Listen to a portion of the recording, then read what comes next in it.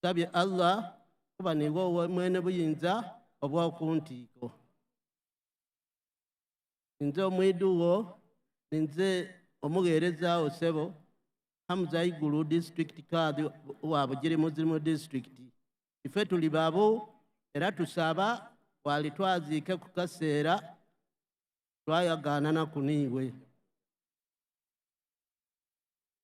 Finally, Your Excellency the President, wetwali nakasero nga tubitira mukaire waife Bishop Paul Naimane twakusaba sebo tuwe ekiseera ife abakulembeze ab'eddiini mu Busoga tubeeku ne betukobera. Ekinasembayo abakooli basanufu ino kubanga wabasupporting okufuna obulabirizi era tuli kuzimba Lutiko bansabye okukukoba nti bagemere ku bazimbe Lutiko twena tubenga tusobola okweyagala ku Lutiko ey'omulembe. Katonda akuwe enkabi.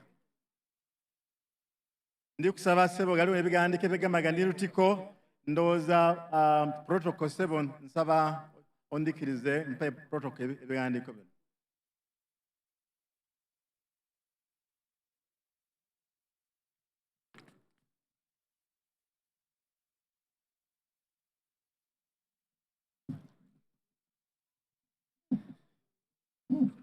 Kale, Your Excellency, the President, ikiriza esaawa eno okwanding over program, the Right Honorable Secretary General of NRM, the Right Honorable Richard Todwong. Ayengono abaire MC no mwidu kuluwo mwidu Paul Kalikwani atenga ye watawano okukola obwara DC. Nendo kwebaza temirimu ndigemye kanabwala era bagetobo baligano nga betefutefu kumukuzi guno kuyegera akalulu era weno osiime kubanga bakwetaaga ate ne basuubira okuvayo oli bingi ate bakoba ati Uganda bo yankatandika okubawoomera. Mwebale ino.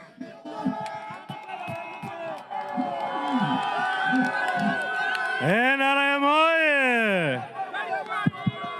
Bugiri oye! Thank you. Your Excellency, we welcome you to Bugiri as we start the rallies for Busoga sub-region. We thank you for covering all the other sub-regions. Today we are starting Busoga. We congratulate you for finishing Bukedi sub-region. Our program is going to run as follows. Shortly, I will be inviting the party chairman for Bugiri district to give us a brief report about the district. Thereafter, I will be inviting the Right Honorable Rebecca Kadaga to greet us and welcome you to Bugiri, and we shall thereafter be inviting the regional vice chairman of the party to welcome you to Busoga and Bugiri, and the first national vice chairperson, who is also here, will invite you to speak to your people. But Mr. President, let me recognize the dignitaries who are here with us for this rally. We have amidst us the Right Honorable Al-Aji Moses Chigongo, the first national vice chairman of the party. Thank you so much, Aji, for coming. We have Honorable Calvin Echodo, the vice chairperson for Eastern Region. We have Right Honorable Rebecca Kadaga, the first Deputy Prime Minister of the Republic of Uganda. We have Her Excellency Emeritus, Dr. Speciosa Wandera Kazibwe, who is also here with us. We have the Right Honorable Justine Kasule Lumumba, the Minister for General Duties in the Office of the Prime Minister and the former Secretary General of the party. We have ministers. Amongst the ministers, we have Honorable Millie Babalanda, the Minister for Presidency. We have Honorable Minister Persis Namuganza, Minister for Urban Planning. And we have Honorable Peter Ogwang, the Minister of State for Education and Sports. Your Excellency, we have quite a number of dignitaries. We welcome all of you to this wonderful rally. May I now invite the party chairman to come and summarize the memorandum in less than 10 minutes.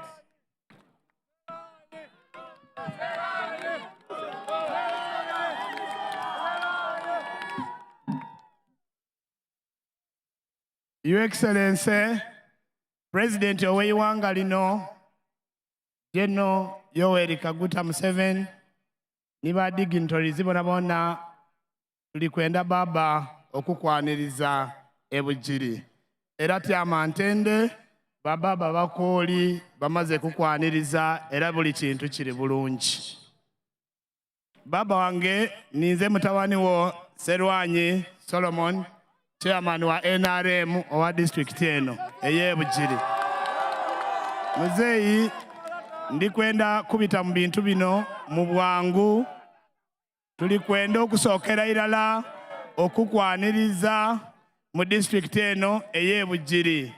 Era tuli kwenda okuyozaayoza olw'okwewandiisa nga presidential candidate owa NRM. Era tusiima ebintu bye tutuuseeku nga NRM, era twasiima enkulankulana gavumenti dekoze. Muzeeyi nja kwogera ku nsonga ed'ebyensoma. Gavumenti ya NRM etuwaire amasomero mu parishes 12 mu district ede Bugiri dona. Era muzeeyi ni secondary schools tulina nga dikavaringa 5 ku 10 mu district eye Bugiri. Muzeeyi tuli kwenda okusiima technical institutions ediri mu Bugiri nga nomuli Bukoli Technical, Kawuliza Technical, agali mu constituencies 3 okukavaringa 67%. Muzeeyi mu bavubuka eri abavubuka 47 aba graduatinga mu Presidential Skilling Initiative. Muzeeyi mu byobulamu tuli kwenda kwebaza ino olw'obuwumbi 8 n'akalala ne miliyoni 7 de watuwa ed'okuzimba idwaliro eri e Bugiri nga Regional Referral Hospital. Abantu ab'e Bugiri basiimu ino ku ekyo. Muzeeyi ndikwenda kobera tuli ni health center eye Nankoma ni health centers ede 3 ediyambaku eidwaliro lino. Muzeeyi mu bya wealth creation abantu bafunye sente da SAGE, ULP, UWEP, PDM naddala muzeeyi. Abantu ab'e Bugiri basiima ino PDM n'emyoga era bakoba ndi bwongere ekintu kibe bulungi. Muzeeyi abantu basaba bino ebintu wamanga. Basaba University eye Busoga efuuke Center of Excellence abaana baife basobola okusoma. Muzeeyi abantu basaba nti Bukoli Central wanene ino osobola okulingalingamu oba we district era basobola okuba nga baganulwamu. Muzeeyi cultural institution esaba historical site eda Wakooli lisobola okuba nga badita mu tourism lisobola okufuna. Muzeeyi tulina ekyuma ekyebikaado aye tuzira amasanalaze ga Bugiri agamala. Bano abantu basaba nti oyambe oteewo wano ka powerhouse oba substation okuyamba ebitundu ebiri mu factories n'ebintu ebiyamba industrial area tusobola okuba n'amasanalaze agamala. Muzeeyi ebintu byewasuubiza bye tuli kusuubira nti ojja tukolera mu kaseera katali kawala n'okusasula abantu baalakwena. Era muzeeyi nga nvire ku bantu baalakwena eisomero eri e Buwunga lyona walisuubiza tuli kusaba olikoleku. Muzeeyi ni akatala ak'e Bugiri ketaaga kuzimbibwa. Muzeeyi ni tawuni ey'e Bugiri eziramu amaadi ga payipu ebidomolo bibaawo abantu badaaga. Muzeeyi twongereramu amaani tufune amaadi okuva wakawaka tufune wano amaadi ga payipu abantu ab'e Bugiri babe bulungi. Muzeeyi ni ice plant eye wakawaka yona tuli kusaba ogiteemu amaani. Muzeeyi tuli kusaba enguudo otuteere ku kolansi. Oluguudo oluva e Namutumba lwabita Muterere lwaida lwabita Bugiri lwabita Nankoma ni tubita Rene ye Muterere. Tuwe kolansi awo ekintu kiweemu buwe muzeeyi. Muzeeyi ni bridge eye Butereja eri side ya Buluguyi tuyambe. Tuli kwenda muzeeyi otuweeyo amasomero mu town councils da Mayuge, Busowa, Nabukalu, Buluguyi, Eastern Division, Mutere Sub-County, ni Namayemba, bafune seed schools. Ekintu kiwe mu buwe. Muzeeyi amasanalaze grid eri ku 45 out of the 102 parishes. Tusaba ekyo kiweeyo abantu basobola okwaka emirimu gitambule. Muzeeyi tuli kusaba okwa-upgradinga health center nga bwe bakoze referral hospital watuwa na ambulance. Tuli kusaba Bugoyozi health center 2 efuuke health center 3 ni health center ye Busowa, Buwuni ni Buwunga Donald Fuse health center 3 abantu basobola okufuna ebuyidandaba. Muzeeyi ni sub county zidonadona edizira mu health center 3 osobola okudiwa. Muzeeyi tuli kusaba provision of incinerators mu health units donadona mu district. Muzeeyi tusaba ambulance edizirawo disobola okuba nga diida. Ebyo n'ebiduubo eby'abantu eby'ebugiri bye tusamarayizinze aye document enene muzeeyi tujagikuwa. Muzeeyi ng'amaliriza abaana ba ghetto bano abali wano babayire wano olunaku lulamba nga bali kulinda Right Honorable Second National Vice Chairperson Right Honorable Anita Annette Among kuba alina ensonga daibwe ni bano. Tuli kusaba omudirectinge aide ebugiri akole ku nsonga d'aba ghetto bano de bali kwenda era badidi bulungi. Muzeeyi tuli kwenda kwebaza era tuli kwenda okwaniriza mu bugiri tyama ntende kuluno tuli kusuubiza nga chairman wa district tujja kuwa over 70% akalulu nga tuwa government ya NRM. Mwebale ino mwebale. Muzeeyi abeewo! Muzeeyi abeewo! NRM! NRM! Mwebale ino mwebalire irala Katonda abawenkame. Thank you, Honorable Solomon. May I now invite the Right Honorable Rebecca Kadaga to come and welcome the President Busoga and greet us. NRM oye! Thank you so much. And after the Right Honorable, I will be inviting the Regional Vice Chairman of the party, and thereafter, the first National Vice Chairman of the party will speak and invite the President to speak to us.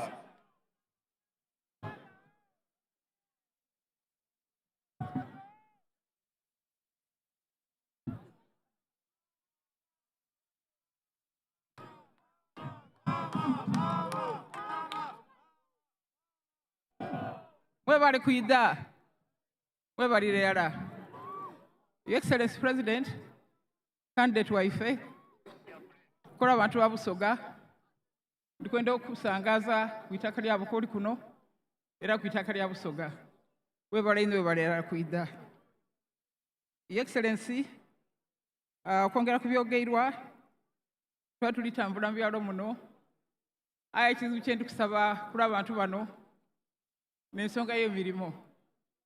Abaana n'abasinga bato tuli kwetaaga industrial park, tuli kwetaaga makolero, abaana tebali bulungi bano. So Excellency, nasaba chairman wa district eno nti batuwe itaka ku industrial park abaana b'ebugiri basobole okufuna ku mirimu. Excellency, abaana boda esente tizatuuka.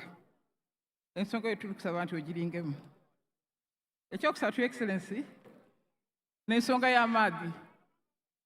Tumaze ebbanga nga tusaba amaadhi, wali tusuubiza gravity water okuva Siyabona Hills. Twogerera ensonga eyo okumala emirundi n'emirundi, aye kikaali kolebwako. Abantu bakaddagana engoyina, bakalwanagana mu maadhi, abakazi balwana n'abaana olw'amaadhi. Nsonga the Excellency, lusanu kisanza kino kikolebweko. Ndikwenda akobera abakooli nti district eno mu Busoga n'endalako edina abalozi abanja ino 238 voters. Wera ndi kusimbula tiimu yange n'abakoba nti ndikuba Katala lyakuleeta obululu 90% out of the 238. Kinabasikirira. So ndikwenda kyogere yano nga wena oli kuwulira. Your Excellency ekirako Busoga University abantu basanfuta erikwirawo bansaba nti bandyense nursing school eyali e Bugiri eirewo kubanga ali bakolera emirimo akatale abaana so balikusaba nti weirawo nursing school eyo eirewo. Your Excellency, ndikwenda kwebaza okwagira East Busoga Diocese, Bishop waffe Muyaka, Diocese Mpyaka. Your Excellency, tuziba ino mukolo ogw'ekyando kwa 29 October. Aya twendamira nti omuntu kasaba okubawa sente yazibaga. Nolekyo Bishop Muyaka oyo ni Diocese yento eba ndali lwakya mu nkoto. So tukusaba ensonga eyo yona ogiringemu. So Excellency, n'obusonga obwo ndikwenda okukakasa nti omulimu gugyakolebwa tuwone nti Busoga erawo. So balamu abantu b'ebikooli baire nkali kulida ku nsonga ibiri, ensonga ey'obulambuzi n'ensonga eya Uganda. Eby'obulambuzi ndakwira twogere ku facility daife zerikwenda gavumenti eringemu erongose etera amakolero ofisi hoteri n'ebintu ebindi musobola okufuna obutale n'esente. Ensonga ey'okubiri abakooli n'okubakoba nti nga muwala waimwe ndikubakoba nti aliyo ebintu ebitasanusa enuma awo byakosa muzina byakosa aye kulwa Busoga ndikubasaba nti mwigale olwigi ku byaliwo tulinga emberi tutambule alala tutambule ndi Uganda kubanga tulina okulaakulana. So ndikubasaba mugemere NRM ebintu bitambule bulungi. Your Excellency, tukwenda okwebaza okuyamba mwala wange Helen okuyida okubitabitamu okusagaasa ebyalo nga twenda kutwida. Ndikwenda okukakasa Excellency ndekyaka lino igumu ino tumaze okutyankatyankawo toyida kukyerera tusagaire okubona.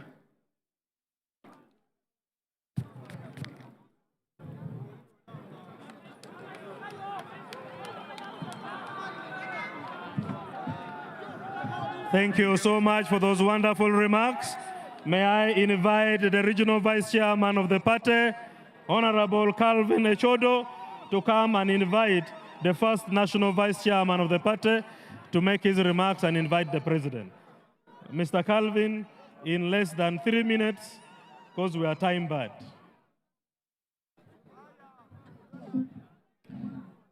Your Excellency, the President of the Republic of Uganda and the Chairman of the NRM Party, the Right Honorables, First Vice Chairperson of the NRM, the Right Honorable Prime Minister, the Ministers, and the MPs around, welcome to Busoga.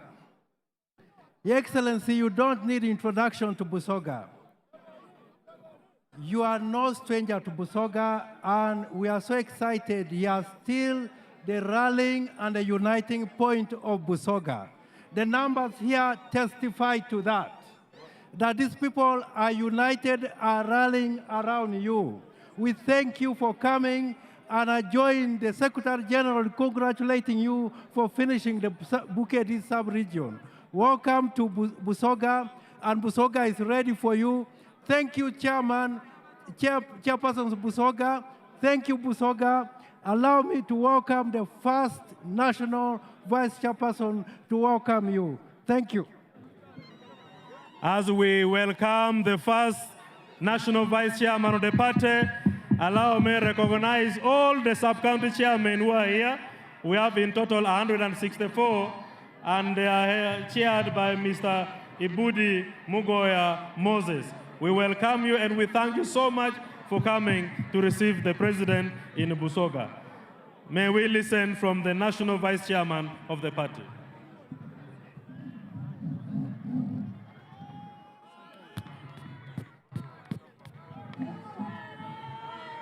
Mubet oye! Mubet oye!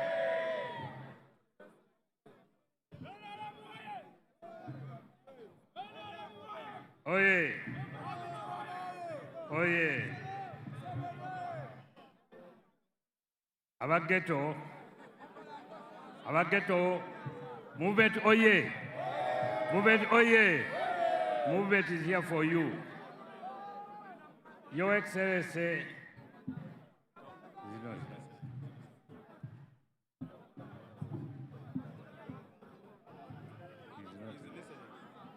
Yo. Several Obukulembeze Ogwanga. Allow me first of all to thank you for the campaigns you have been involved in. The way you have carried them out is really great, and we thank you very much. Abantu b'Ebusoga, my name is Alhaji Moses Chigongo. Njagala kwogera musirikiireko. Mwebale nnyo, mwebalire ddala okuwagira movement.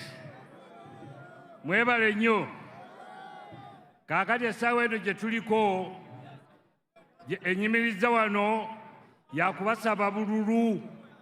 Mbasaba muwe movement obululu nga muva ku chairman waffe waggulu okutuukira ddala wansi nga mulonda ba NRM abalina flag zaffe. Mukiwulidde ekyo? Tubasaba ekitundu kyo tukimanyi bulungi, muli bantu ba movement, naye mweweeyo mugende mutukubire akalulu. Bwe mutaakube kalulu, ebyo byonna bimwagala biyinza obutatuukibwako. Munaatuwa akalulu bannange? Tubasaba mutuwa akalulu. Wano wekubira omulanga abakulembeze naddala aba movement tulekeraawo okweyombyayomba, okwereetera entalo, tuziteeke ebbali, tulindirire tumale okulonda ebyo tunaabiddako oluvannyuma, naye buli omu alira asonyiwa munne. Mukiwulidde bulungi? Bwe tunaabeera awamu nga twegasse wamu, tujja kusobola okuwangula ebizibu bye tulina ebitonotono, tusobola okubisettolinga oluvannyuma. Movement oye! Movement oye! Naye ng'ekikulu twagala buli omu akeere ku lunaku luli olw'okuba akalulu, mubeere ng'akalulu mukatuwa nga musuula mu bbaasi, muwa chairman waffe n'abo abakutte bendera zaffe okuviira ddala waggulu paka wansi. Mukitegedde bulungi? Kaakati ebirala tujja kubyogerako oluvannyuma, kubanga bwe tuba tuyiseemu ebintu ebyo byonna bye busaba tibisobola kutuukibwako. Let me use this opportunity now to invite His Excellency the President to address you. But you have heard my point. Good. Your Excellency, sir.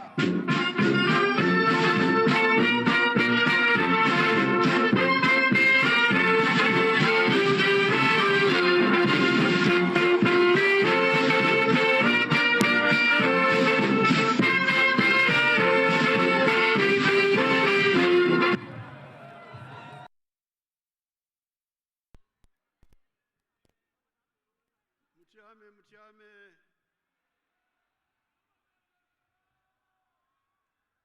Abakoli koideyo. Bana muliyo. Muliyo abakoli. Abakoli muliyo. Mbalamusiza mwena. Olusoga ndukoba bulungi ku makya. Naye sawa zino amanda gagwamu. Bana President olusoga lbalungi ino kuncho. Kuncho. Lbalungi kuncho. Okay. Ebigambo by'olusoga bigambo byali nyankole naye babikyusakyusamu.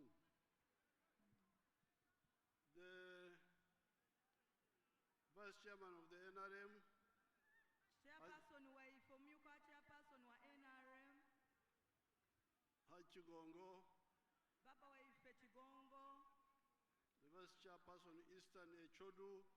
Omumyuka Chairperson Obuvanjuba. The Right Honorable Deputy Prime Minister Rebecca Kadaga. Mama wa Ife Right Minister Kadaga Rebecca. The Secretary General. Baba wa Ife Secretary General. All leaders, bona bona flag bearers, and all the Wakoli who are here today. mwena mwena abakooli abali wano, I am here bana ndi wano with other leaders n'abakulembeze abandi to ask you to vote for the NRM okubasaba okulonda NRM in the coming elections. mu kulonda okuli kuyiraku okuli kumpi otuuka. The reasons we ask you to vote for the NRM Ensonga lwaki tuli kwenda mutiikinge NRM is, on the one hand, what the NRM has done in the last 40 years. n'ebyo ebintu ebirungi NRM byekoze emyaka gyona gyona okuva enumeere. Emyaka makumi ana. Emyaka makumi ana. Emyaka makumi ana NRM byetukoleire. And what it is planning to do. N'ebyo byeteekateeka okutukolera. The NRM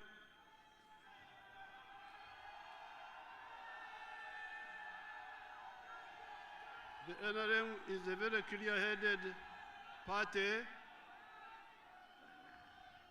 Muogana omutafuta tabula byangamba muleke kuogana mwebale. Bana mzee alikuwa msirikaku.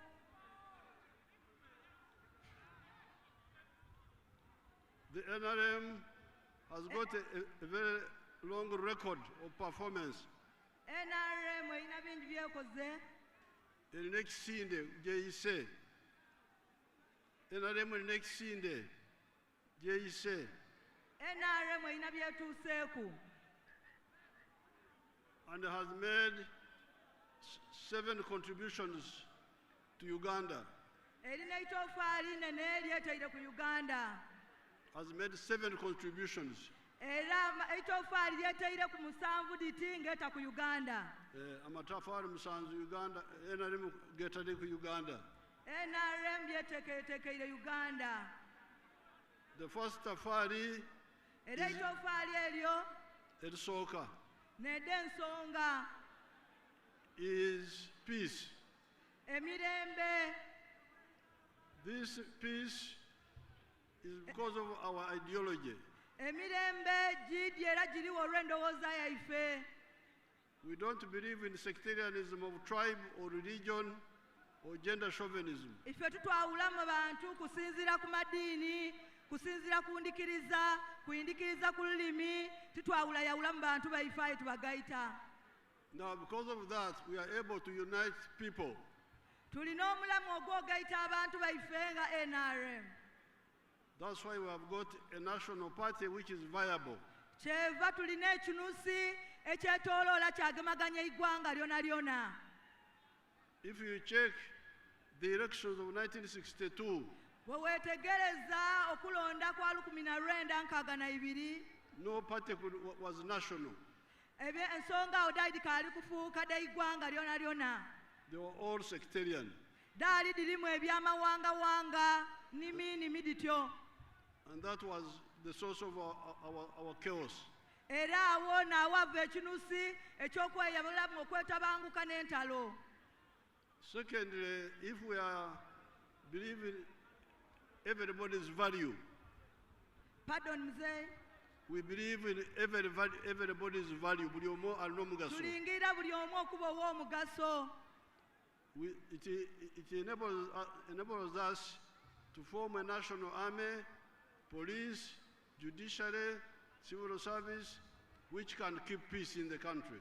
Tulingira ebintu ebiyamba nga byaigwanga byona byona, emirembe, obuweereza, obaweereza bonabona mu poliisi, nga tugaita abantu mu by'emirimu, wona abantu baife tubasika mu iwanga okuva mu bitundu eby'endala twagemanga iwanga. We don't look at who you are, we look at what you do. Titulingira bintu bindi, tulingira ekyo kyokola, titulingira iwanga. Tetulingira gwani. Titulingira ni wani bakwetani, tulingirira kikyokola. Very good. Thank you, mzee. Omwana aidhe okutafuta. Mzee, I can't hear you well. I'm praising you. I'm saying Mwana Aidoktafuta. Amen. Thank you. Glory to God. I'm so humbled, Mzee. Happy to interpret you today. So, that is the first safari of the NRM to Uganda. Peace. Bantu baife neerya itofali elisookerwaku eirala lye ndibakobera bantu bange mu igwanga lyaife Uganda. The second tofali is development. Eitofali eryokubiri Mzee lyalikoba lyankulankulana. That one has got two parts. Yes. That one has got two parts. Enkulankulana Mzee yalijawula ku mirundi ebiri nti erina endawu ibiri. There is economic infrastructure, emisingi y'ebyenfuna. Munkulankulana mulimu oluuyi olw'emisingi egy'enkulankulana. Then there is the second one, social infrastructure. Eyindi ya byanfuna. Omusingi gw'ebyembeera y'abantu. Omusingi ogw'eidembe mu bantu. Gw'embeera. Embeera mu bantu. Embeera y'abantu. Embeera y'abantu ey'okulankulana. Now, when you put the two together, bw'ogaita ebyawu byombi eby'enkulankulana ey'omusingi n'embeera ed'okulankulana n'ogaita walala, you get now development. Awo ng'ofunamu enkulankulana eitofali eryokubiri erya NRM. Now, in the case of Busoga, kati we tutwala ekyokuboneraku mu Busoga, you can audit and say tusobola okoba what development has been. The economic infrastructure are the roads. Omusingi gw'enkulankulana mu Busoga Mzee yali tukoba ati nedonga enguudo demubonaku NRM dekoze. Electricity. Amasanyaze bantu baife gatuuka wano e Busoga ne mu Bugiri. Telephones. Amasimu gatugema wakubira ku wundi nago. Water. Amaadi gatufuna ag'Nayikondo n'Amayondo. The railway. N'eggaali y'omuuka, oluguudo olwa gaali y'omuuka. When you look at the roads, bw'olingirira enguudo, we have done the Jinja, Kampala, Jinja, Tororo road a number of times. Twakola oluguudo lwa Kampala, Idinda, Tororo. It was reconstructed. Olwano oluguudo lwakolebwa. Lwali lukaddiye ne tuluddamu. Lwakolera emirundi bamala balwiramu. Then we have done the Jinja Kamuli. Twakola oluguudo oluva Idinda lwaje Kamuli. Did the one from Nakalama to Namutumba to Mbale. Twakola oluguudo olundi oluva Nakalama wale mu Iganga okujja Mbale. And did the one from Musita, Mayuge, all the way to oluguudo olundi n'olwo oluva wale Musita lwabita waife Nankoma lwaja paka Namayingo. And then the one from Iganga to Kaliro. Olundi Iganga to Kaliro. Olundi lujja Iganga Katabanira. These are all now tarmac roads. These are now all tarmac roads. Dona nguudo da kolansi de bakoze mulembe guno nga n'eitofaali erini. And 4 of them are totally new. Ate nga waleira daali nga dizirawo. The others we are going to do. Ekindi kye tulijja okola. The one from Jinja to Budondo to Mbulamuti. Eigomba enjira okujja Mbulamuti. The one from Iganga to Chiyunga. Okuva Iganga okujja Chiyunga mu Luwuka. Kamuli. Okujja Kamuli. And the roads here in Bugiri, which have been mentioned. The roads here in Bugiri. N'enguudo wane waife mu Bugiri. They will be done. Okujja Iganga.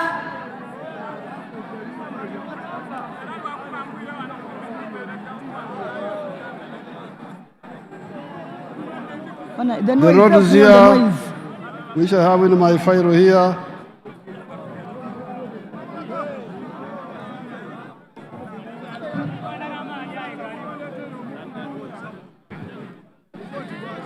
Mayuge, Mbare, na Kivumbi, Bugiri na Mayingo.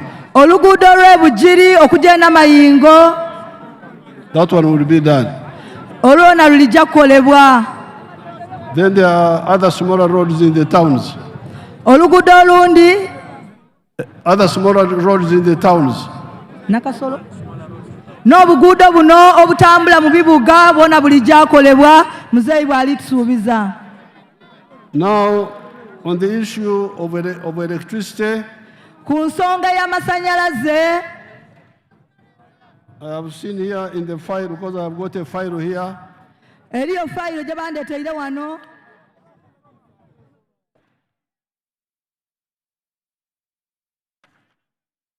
If it can be quiet like that, I can.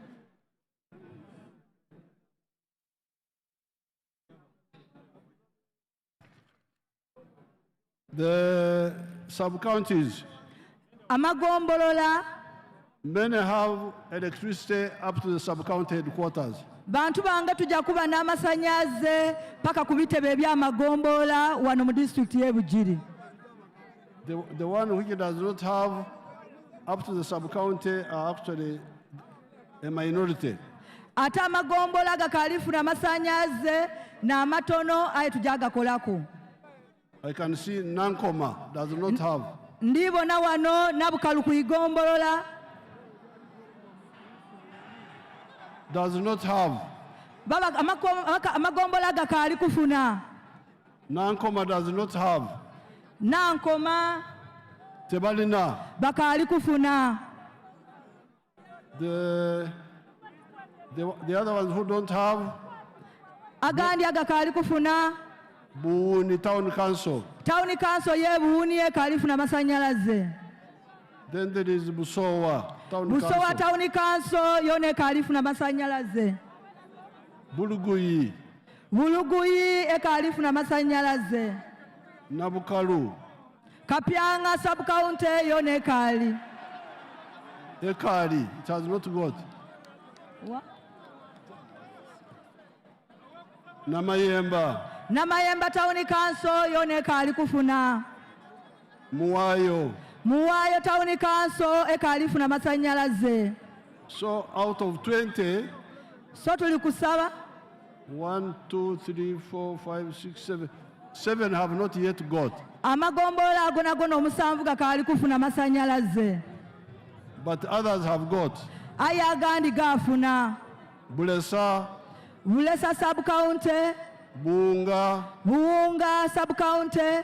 Muterere. Muterere sub county. Budaya. Budaya igombola lya Budaya. Bulida. Bulida. Bulida sub county. All those have 13 of them have. It is only 7 which don't have. Ago galina kwa masanyaze tukalina magombola musanvu agakaali kufuna masanyalaze.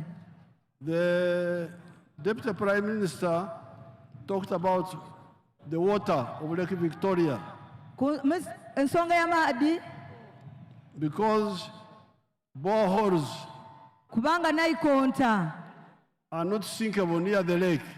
Tidisobola kusimibwa kumpi n'ananda ku lubalama lw'ananda. The Lubalama is on a strong rock which does not allow boreholes. Olubalama lw'enanda tusobola kubeezaawo naikonta maadi bulungi.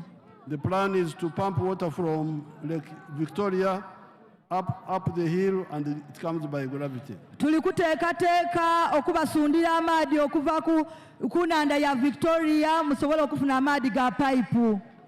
And it has been done. Kijja kukolebwa. It has been done in Lira. Kyakolebwaku Elira Kyawa. We pumped water from Kachung 21 miles away. Where else? Kachung, which is 21 miles away. Ng'ate yona kyamalaira okuwa amaadi bagataayo. Mayiro 2 mayiro 2 and we were able to take the water to Lira. So amaadi agatuuka paka Lira. We are now getting water from Katosi. Muti bali kutwala maadi e Katosi. Taking it to Kampala. kupaka mu Kampala nga bali gatoola ku Lake Victoria. So we shall do the same for this area. Get water from the lake, pump it up, and it goes down. Tujja kubafunira amaadi okuva ku nnanda tugapampinga okuva ere waka waka musobole okugafuna paka mu kibuga wano. The telephones. Amasimu ebyempulizaganya. You all have telephones now. Fena buti banakyendogera ku abasinga tulina amasimu. Ebyamasimu byagwa. Buti saadino amasimu go buli omu agema. The railway is being repaired. Banange gaali y'omuuka bali kugitereeza era yo nerikola. And we are going to build a new one also. Tulijja kayi kwongera afuna eyindi. Now on the social infrastructure, ku ngeri eya etofali erindi erya misingi ogw'enkulaakulana. Embeera y'abantu. Mukulaakulana ku mbeera y'abantu. The schools here, we have got 140 government primary schools. Tulina amasomero 14 aga gavumenti. Now, this is where we need some kati wano n'awali ensonga. Some organization to do. Solomon.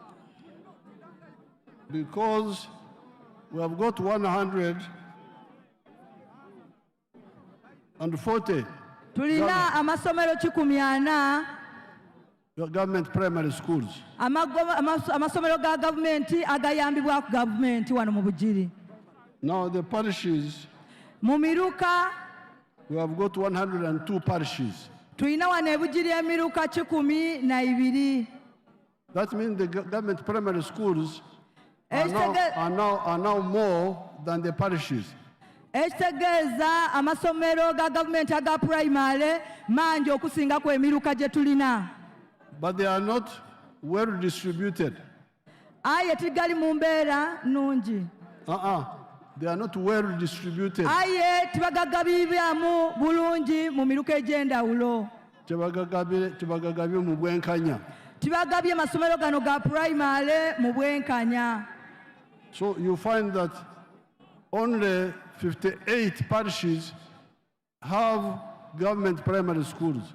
Oyagana ng'emiruka nga 58 nagalina amasomero aga gavumenti. So which means that some of the parishes have got more than one primary school. Ekitegeeza oyagana omuluka ogundi nga gulina amasomero aga primary agasinga ku egindi.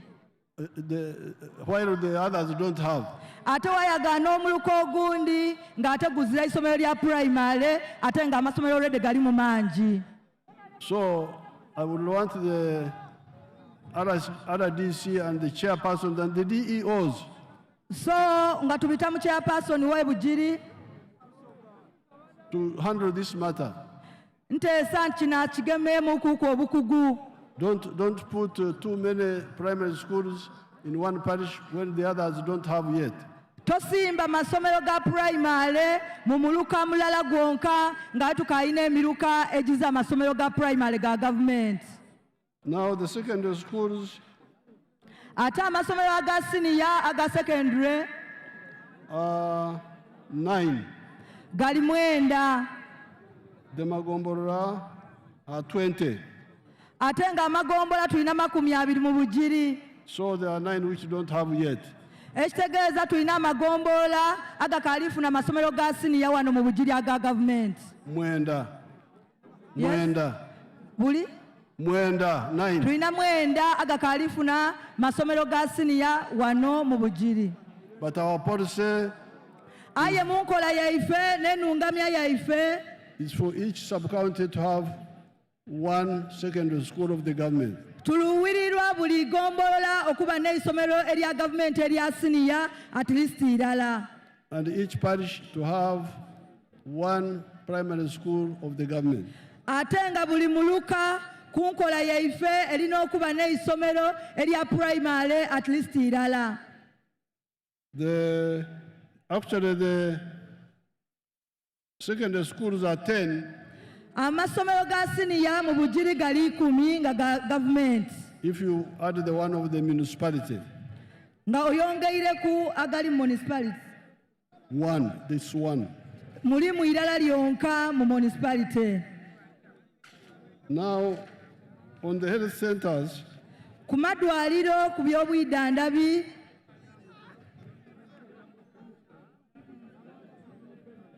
there are 20 sub-counties. there 20 sub-counties. tulina amagombola 20 mu Bugiri district. One has got a hospital. Ndala eza idwaliro.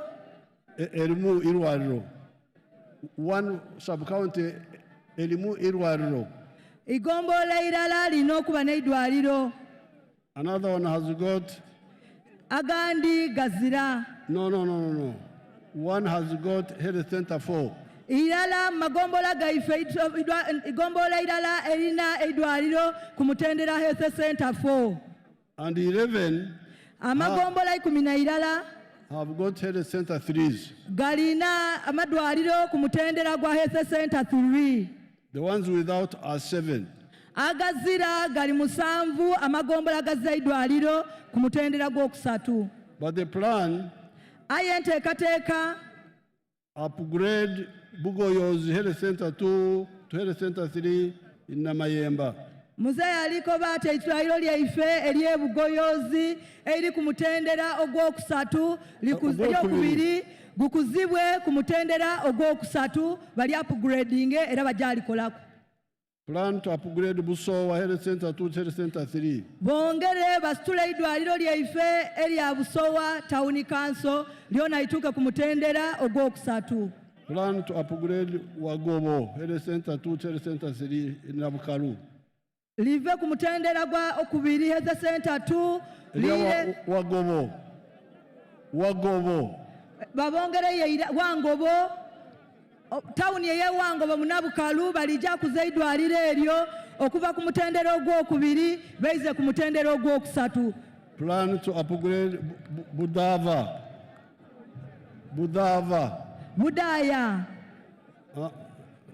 That's how they write it here. Budaya sub-county, yes. Maybe that. To health center 3. Yona efune health center 3 eidwaliro Mutendera gw'okusatu. And then new health center 3s will be constructed in Buumi Trading Center.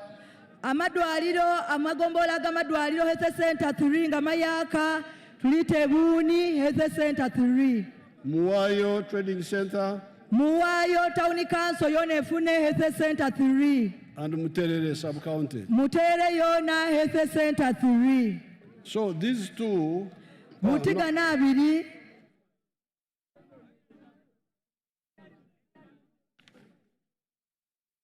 Yes. So these two. Gana abiri. These two. Ebintu bine bibiri. The economic infrastructure. Omusingi ogw'enkulankulana. Ogw'ebyenfuna. Mu bantu byenfuna. Omusingi ogw'ebyenfuna. Omusingi guno ogw'abantu mu byenfuna.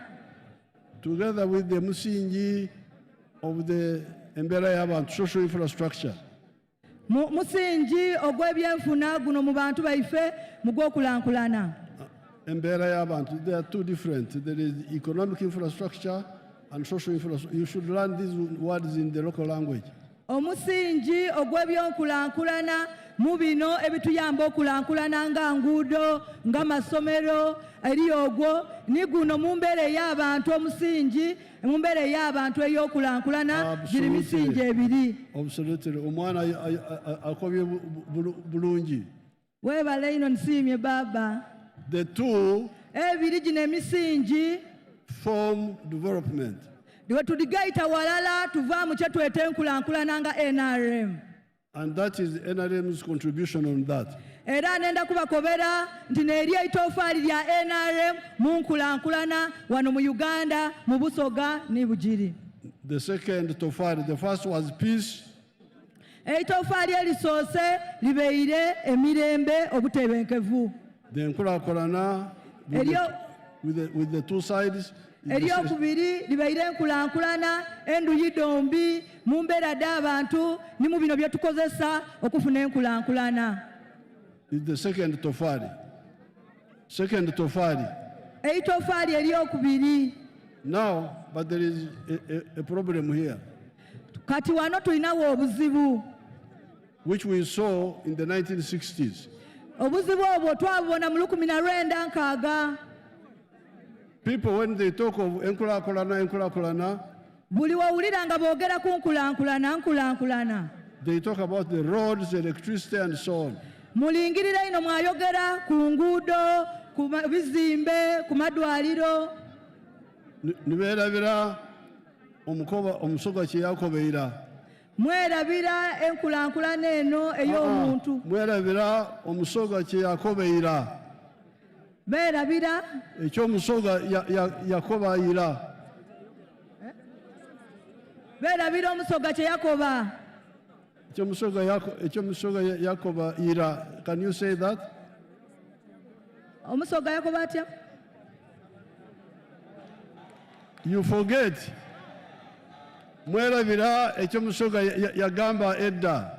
Omusoga yakoba ati mbe. Tiweerabira musoga kye yayogereira. Omusoga yakikobeira.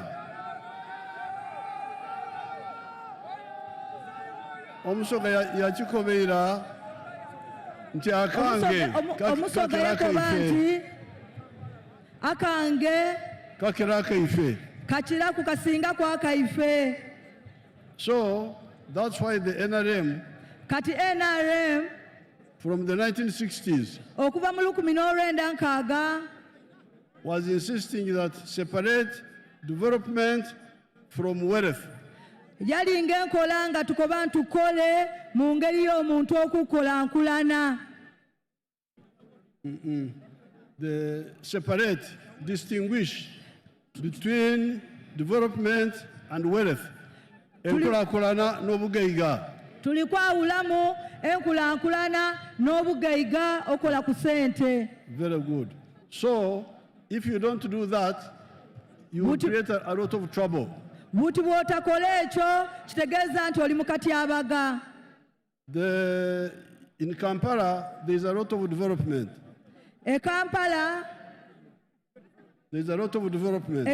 waliyo enkulankulana ningi.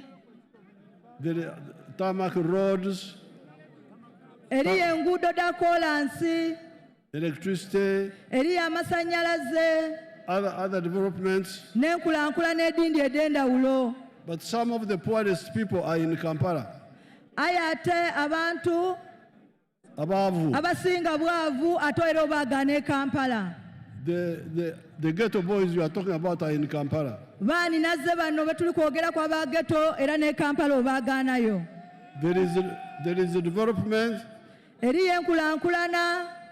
Aye n'obwavu bukaaliyo. Aye ate n'abaavu baasigala nga bakaaliyo. So that's why we say, please separate wealth.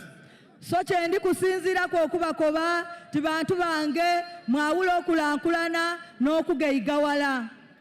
And we have done this from the 1960s. Kino ekintu akikola mu 1960.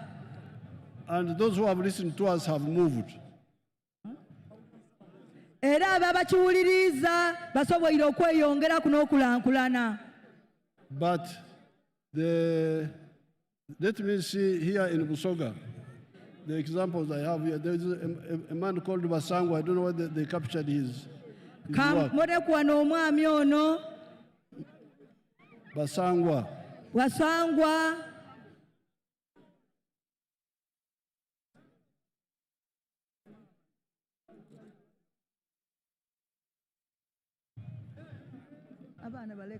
Huh?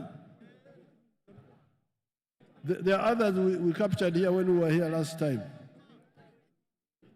The ones of Busoga. Captured?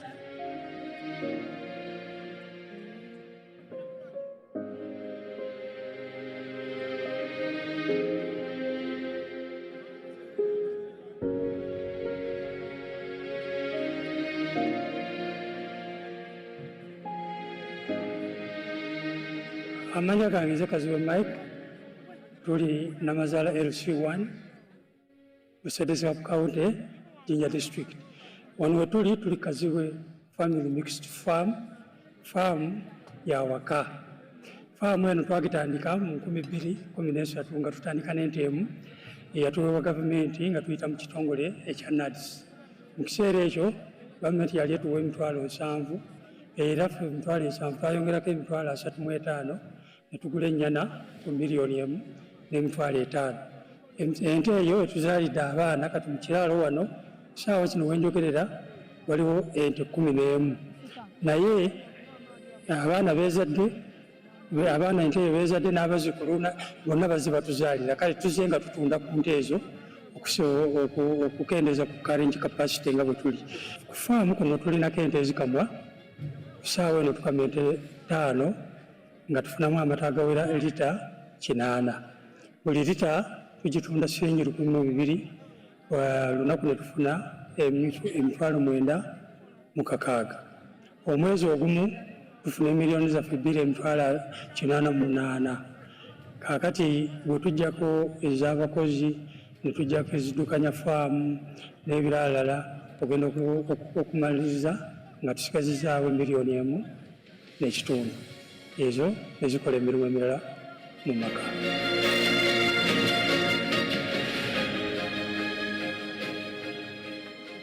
Mu nte muno era tujjamu biogas tumukozesa mu kufumba ne woba okoyo oba ova mu nnimiro toweerera tomenyeka osazawo wano gaasi n'ofumba nebitereera era kyatutaasa nnyo tetukyamenyeka nanku.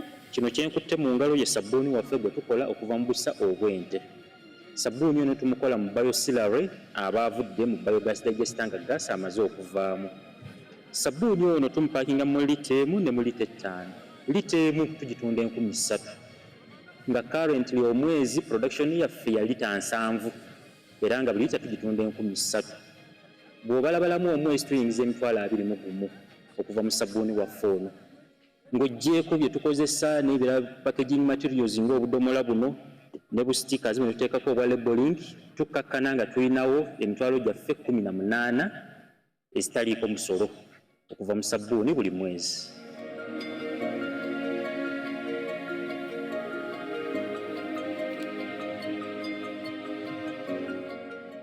Ennimiro eno tugiyita COVID garden. Bwe twali mu lockdown nga buli muntu ali waka enyo yali ssamba ya bikajjo. Ne tusalawo ne tugamba ebikajjo tubigyewo tuzimbewo koko. Olwondo nga mmaze okugendako eba mukwano gwange mmaze n'okuwulira pulezidenti bw'asomesa 4 acre model. Wano tulinawo ebikolo bya koko 1,800. Buli eka twagiteekamu ebikolo 450. Kati nga tetunnaba kutandika kulya koko twali amatooke kuba buli kikolo kya koko bw'okiraba kwaliko ekitooke. Muzeeyi agamba fueka modo tuli ku principle ye kituufu naye ffe tubala bikolo tubala nti ebikolo 450 biri kukola eka kati ffe tubala nti wano tulinawo eka emu ey'ebitooke mu 4 acre modo. Koko sente zazifuna kubanga wano tukungulawo ekiro zaffe nga 100 buli mwezi. Buli kiro tugitunda emitwalo 26. Emitwalo 26 tuba tulina obukadde 2,600 omwezi.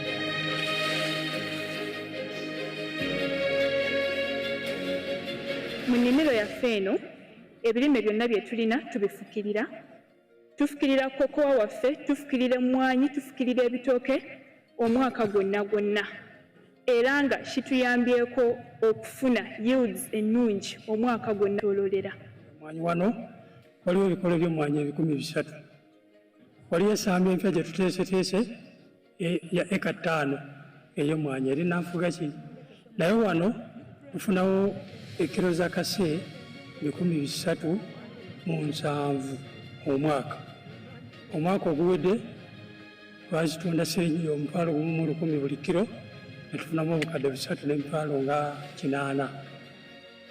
Twenyumiriza nti akasente ako buli tukafuna tubaako n'investment endala gye tukola.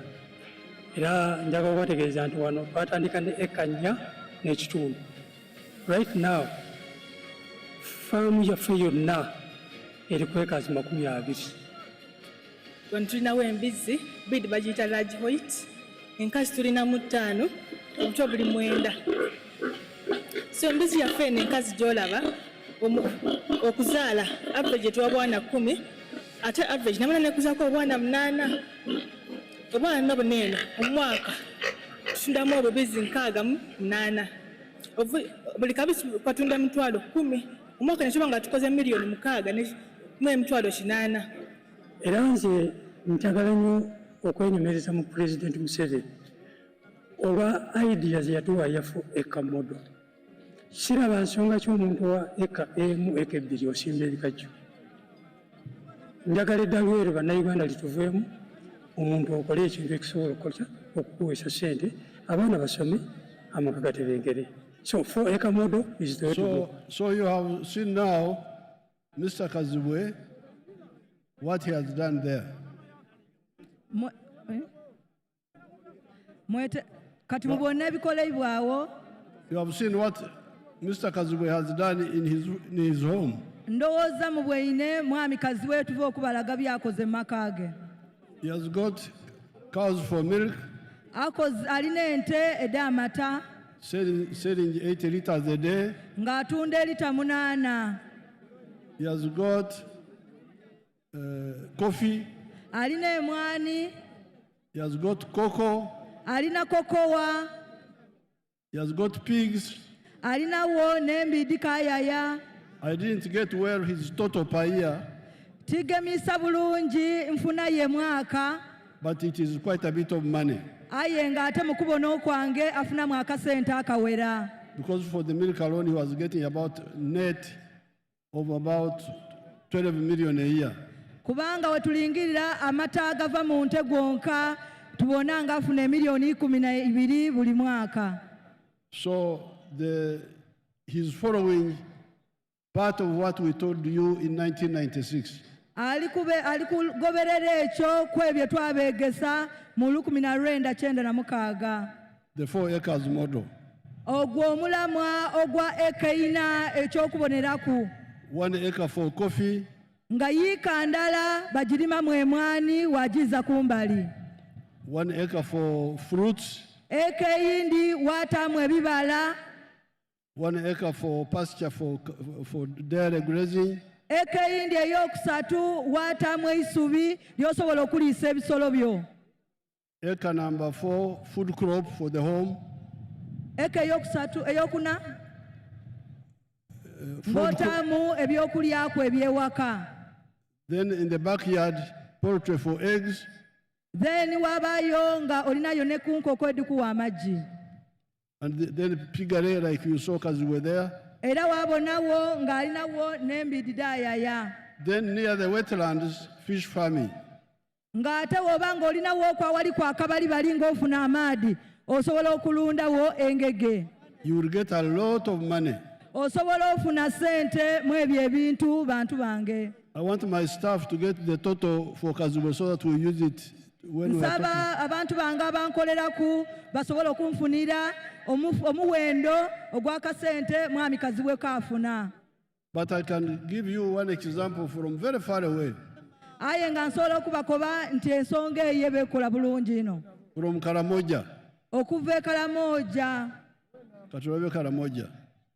Bate ku Karamoja.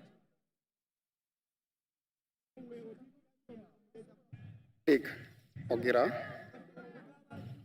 I am a model farmer in Abim district. My village here is called Arangetai West. Arangetai Parish, Abuk Town Council, Abim district in Karamoja. The mango trees you are seeing here were given to me through Operation Wealth Creation.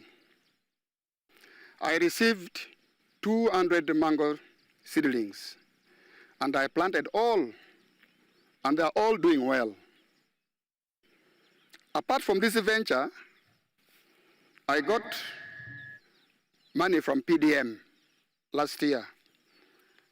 I got 880,000.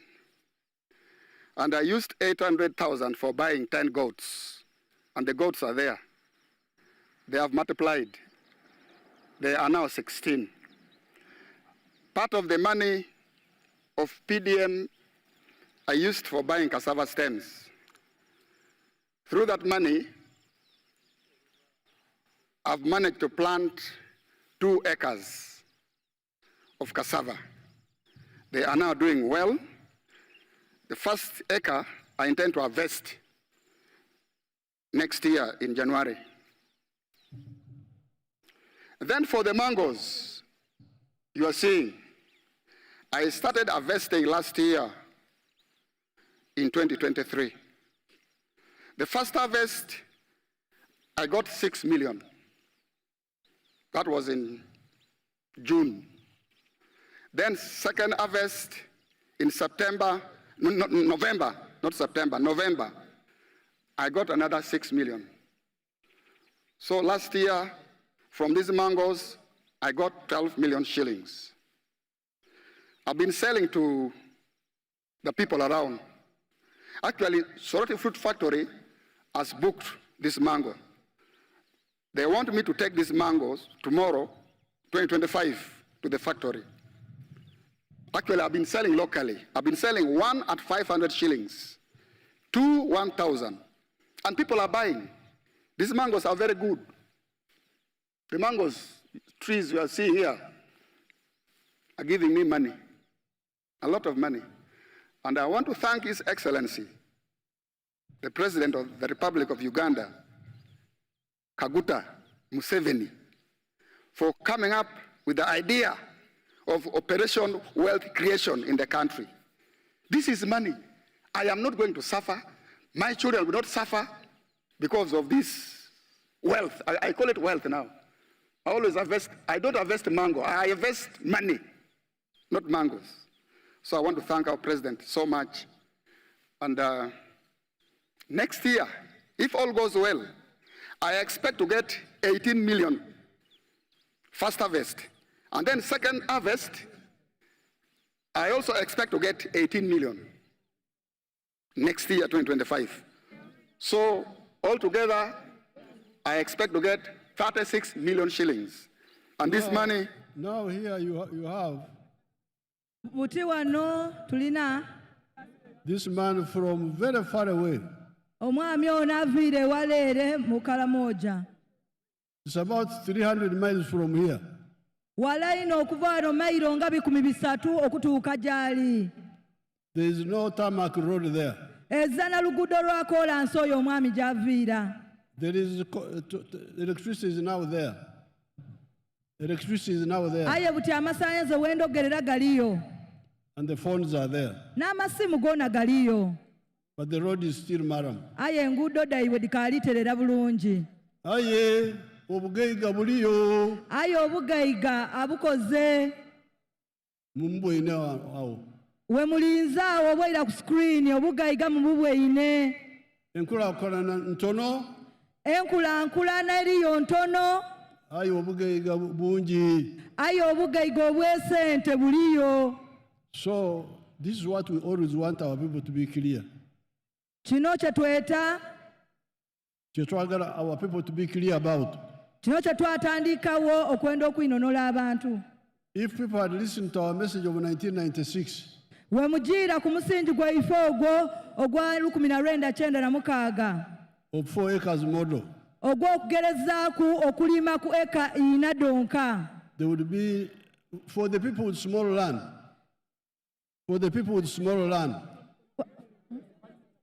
abalina obutaka obutonotono. The ones with big land can do other things. Abalina eitaka inene musobola okukola ebintu ebindi bingi.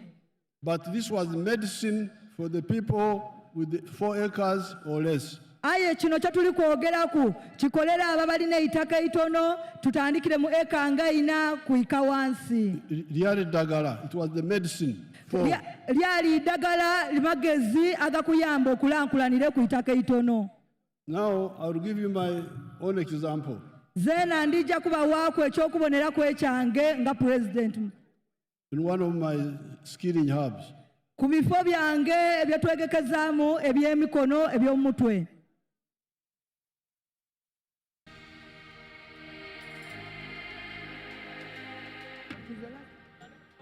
My name is Dr. Maurice Uchem.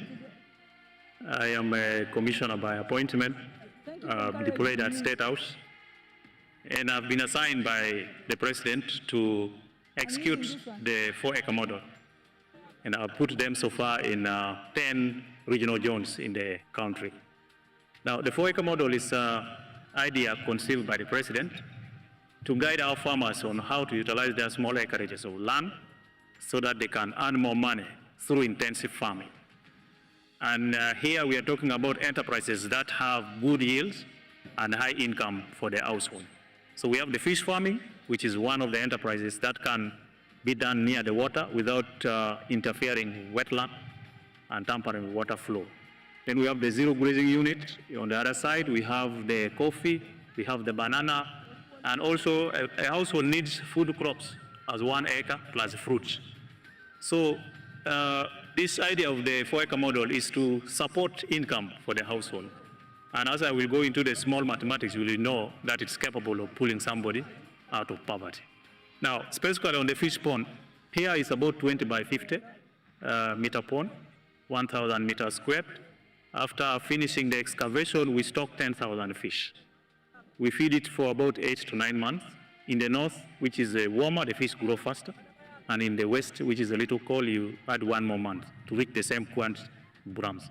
So by that time, the fish will be about 800 grams to 1.5 kilograms. In the market, the fish which is 1 kilograms or 800 grams here cost about 10,000 shillings. So having stock here 10,000 fish, by 10,000, somebody will get 100 million in 1 year. And then when you subtract other cost of managing, which is roughly 30 million, somebody can be able to save 70 million on this fish pond. And in this size, we can put 2 of them in 1 acre. So meaning in this particular acre, somebody should be able to get around 140 million shillings. Now, that is my testimony now. Kati buno bwenvo balagana obudulizi bwange. My people in Lango have planted coffee, abantu bange basimbyeyo emwani, bananas, amatooke, pineapples, enanansi, and they have got zero grazing cattle there. Era baba kune balundira kwente awatontono. But they have also done fish farming. Ate era bagaitaku okulunda ebyenanda mu maadi. The only thing they have not done is the pigs. Kyonka kye batakoze kya kukuuma mbidi, kulunda mbidi. And poultry. N'enkoko. So out of the 7, they have done 5. Out of the 7, they have done 5. Okuva ku biro 7 abantu be kubudulizibwe bakakola ku 5. But from fish farming alone. Aye mukulunda ebyenanda byonka mu bidiba. A pond of 20 by 50.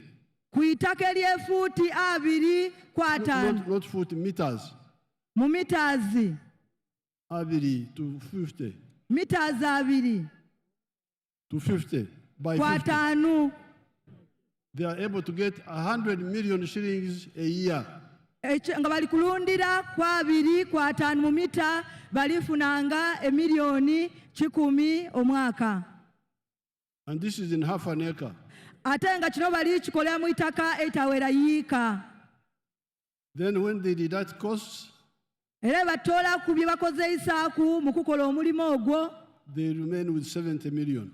Basigazaawo ku emiliyoni nga 17 de bataku. Miliyoni 7 de basigazaawo.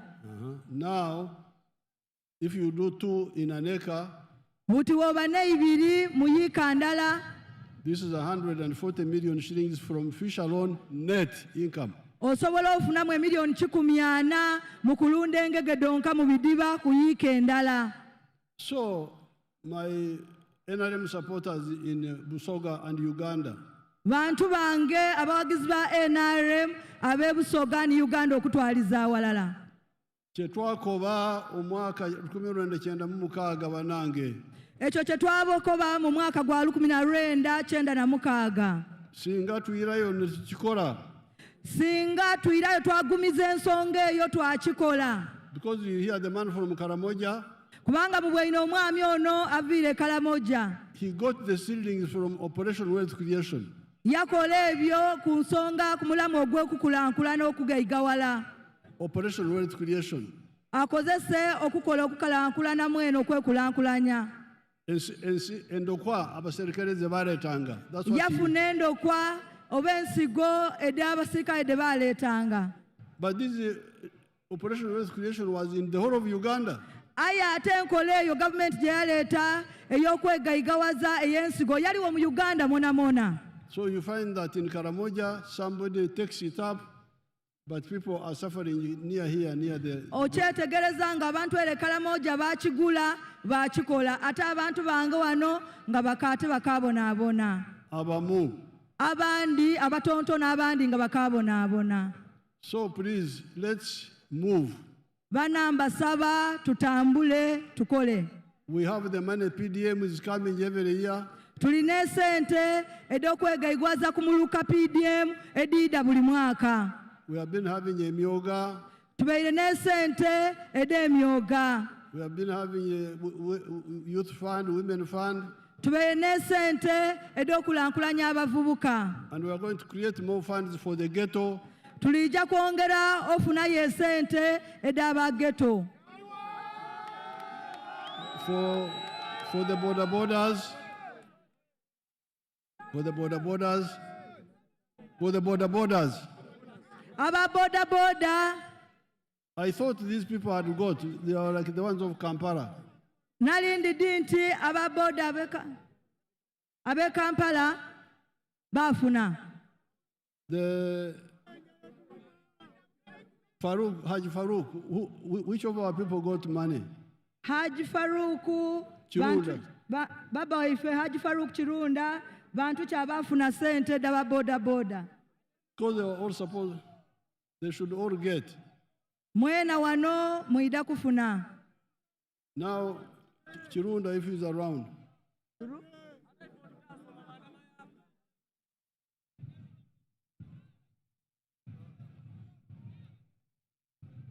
Brigadier mreke, wewe mwache wewe. Wewe askari.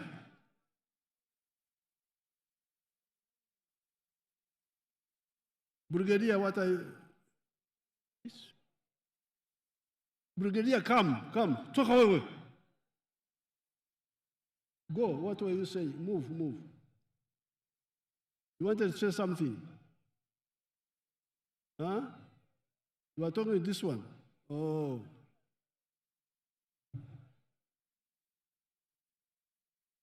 Esente will come in the proper way. Esente dida kuida mu majira amatuufu. We are going to have a fund for the church leaders and Muslim leaders. Abakulembeze baife abamakanisa obamasinzizo. We are going to have a fund for the cultural leaders.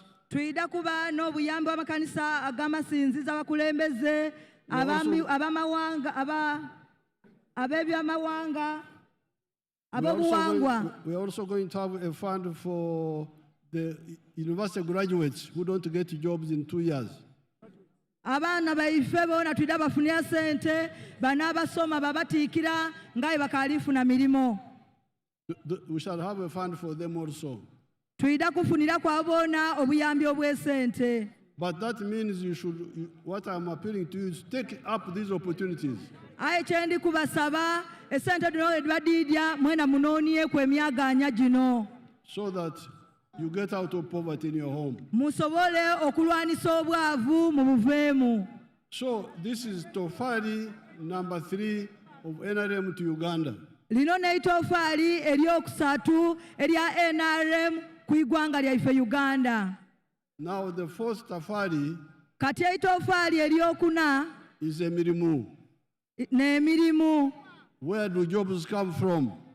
Emirimu givaawa.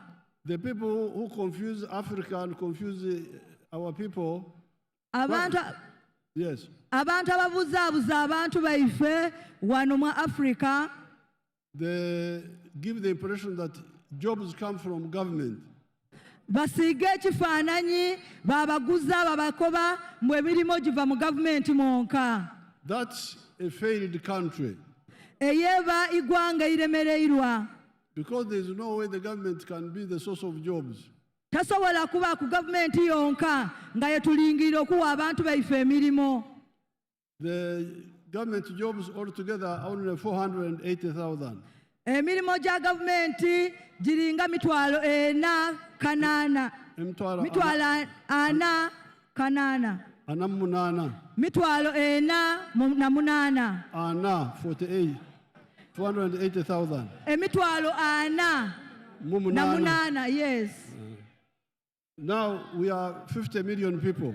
Aye nga abantu baife mu igwanga tulina emiliyoni 5. How can 480,000 jobs satisfy us? Emirimu emitwalo 4,800 gibeezaawo giti abantu baife mu Uganda emiliyoni 5. Let me show you where jobs come from. Kati kambalage emirimu we giva. Let's see Mr. Byamukama of Kamai Demonstration Farm. My name is Fred Byamukama. I'm a member of Parliament of Buganges West Constituency, Kakumiro District. We are now at our 4-acre demonstration farm. The land we have here is approximately 4 acres. This is a farm we started 2 years back here, 2.5 years back. And on this farm, we have a half acre of pineapple, has 6 cows for zero grazing. We have poultry, about 25,000 birds, but only 11,000 are giving us eggs. And we have 1 acre of grass. We have piggery, those are very many. And 1 acre of coffee mixed with banana. Where we are, this is the 4-acre model farm. I did this to teach my voters to lead by example so that my voters can learn what measure the president tells the public. This is an initiative I learned from the president sometime back when he sent me to learn to Kaumu, to Kisozi. I copied what I copied, this is what I came up with. And you will see as we move, or that side, this side, that's my 4-acre model farm. The house as well. I don't sleep here, but if I was sleep here, the house as well is seated on this 4-acre model farm. When you look at poultry, out of the 25,000 birds, it's only 11,000 giving me eggs.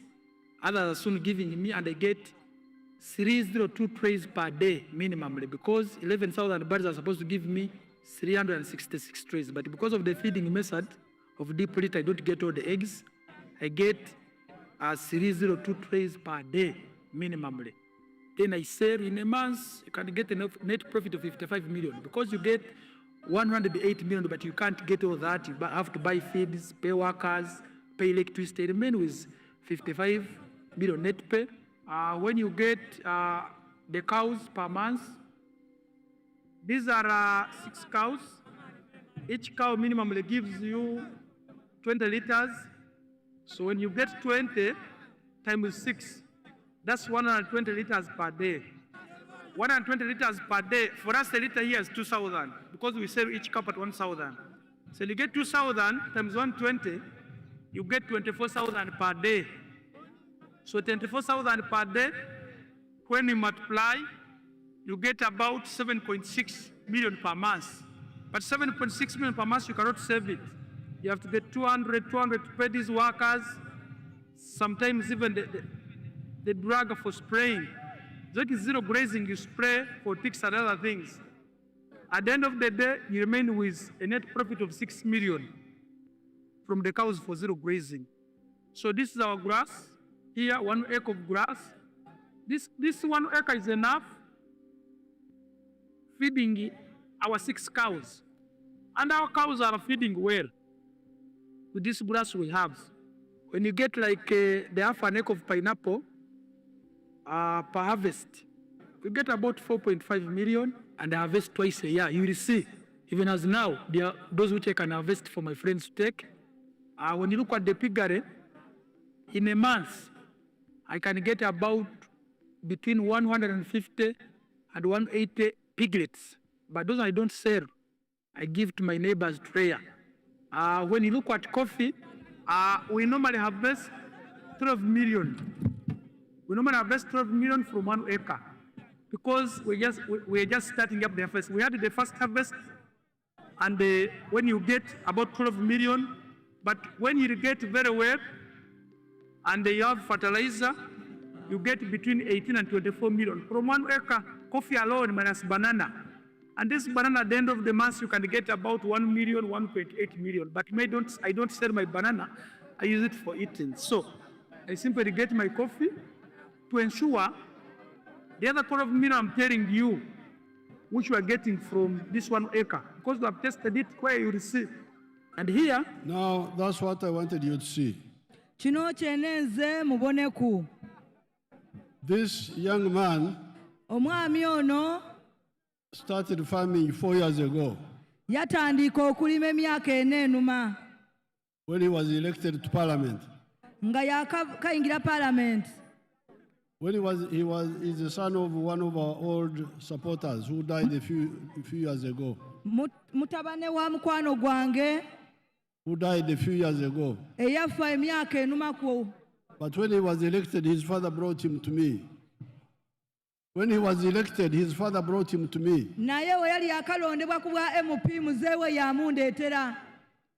And when he said, you advise this young man. I said, you young man, if you want to be of any value to yourself and to your area, 4 acres model. Zena na mukoba nti mutabane wange woboyenda kuba muntu mwamagezi muntu mulungi ayongeraku wegeme boboyagala okwegasa gweweka woboyenda okwegasa wenka n'okugasa ekitundu kyo n'otagasa kitundu kyo 4 acres model kola modo y'okulima eya ekena kyenkoba buli omu gwentuukako era kyendikoba buli omu ate nze kyembaire nkoba okuva omwaka 66 sikyusanga kigambo buli enkoba yentuukaku mukoba ekintu ekyo 1966 this is where my words munu 19 96 then 1986 Mulu 19 96 ni mulu 19 96 nabutibyenkoba olwaleero nze byange tebikyuka. So that's what I told this boy here. So ekyo kyenayegesa muvubuka oyo. Now he went immediately and did it.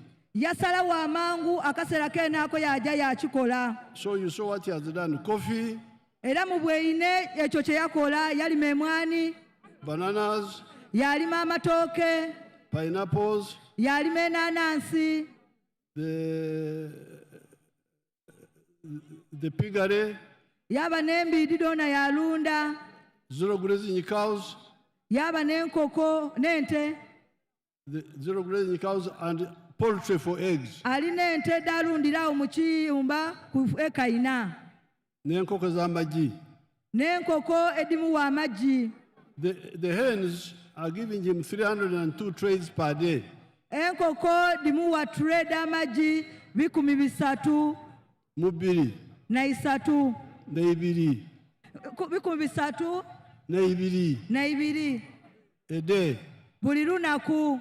In a month, that is 108 million shillings. Afuna milioni 18 mu mwezi. 18. Buli mwezi afuna milioni 18. When he removes the costs, bw'atoola ku byakozeisa, he remains with 55 million. Asigaze milioni 55. That's a lot of money. Edo sente ningi. In a year, that will be like 700 million. ate nga odongeire mu mwaka dibanga milioni 7 from eggs alone. Just nga alidifuna mu magi gonka edesente. And this is the net after removing costs. Ngate edo ne sente dafuna donka ngatoire ku byakozeisa okusasula kwa abakozi. So byamukama is now omugayiga. Butero yo sadino mugayiga. But the bugayiga of byamukama ayo bugayiga bwa mwami byamukama has produced emirimu for 26 Ugandans. Busaziza ku eibuleli emilimo mu bana Uganda. This is how jobs come. Kino nengeri yonka emilimo yejidamu. The idea that majority of jobs comes from the government is a colonial, neo-colonial concept. Endowooza y'okulowooza nti emilimo giva mu gavumenti mwonka eyo ndowooza yankola yaira ey'abamatwale. Y'abamatwale ate n'abanyunyusi. Abanyunyusi, parasites. Abo abantu abatunununta abali oluuyi olulala nga tebatulowoozaako. So, these are jobs from commercial agriculture. Kati eno yonka n'enkola yonka ey'okulankulanya mu kulima. Evuire mu commercial agriculture. Okulima okuvaamu esente oba okulima okw'ebyesente. Which has produced jobs. Ate ng'esobola okuleeta emirimu. Now let's look at the factories. Kabiri katulinge ku mu byamakolero.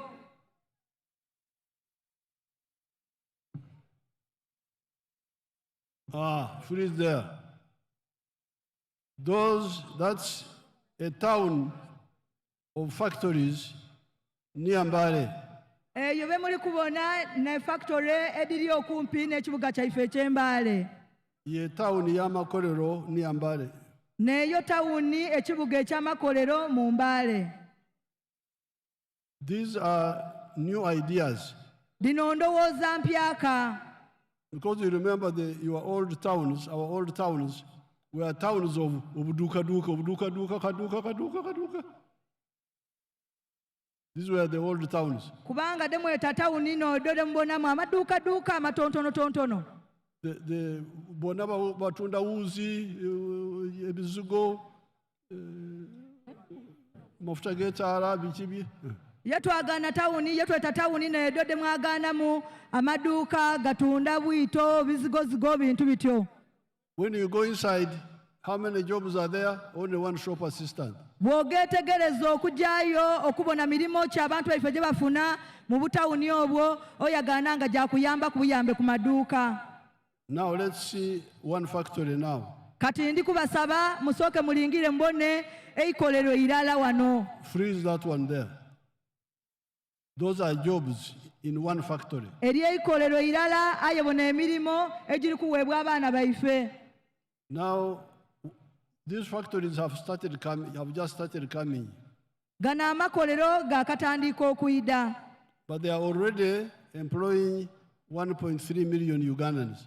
Ayi ate nga gitugemeire kukuwa abaana baife abana Uganda emiliyoni nga 3 emirimo. Miliyoni emu n'emitwalo 3. Gagemeire ku abaana baife abafunye emirimu mu makolero gwano emiliyoni ndala n'emitwalo 3 nga bafuna emirimu mu makolero. That means about 3 times more than all the jobs of the government. Ekitegeeza we tugerengalanya ku gavumenti amakolero gaba gatukubiisaamu emirundi 3 mu kutuyambako tugemeraku okuwa abantu baife emirimu. So therefore I am answering the question of where do jobs come from? Kati banandikuyiramu ekibuuzo kye tuli kubuuza nti bana emirimu givaawa. From commercial agriculture. Giva mu kulima okutuwa esente. From manufacturing.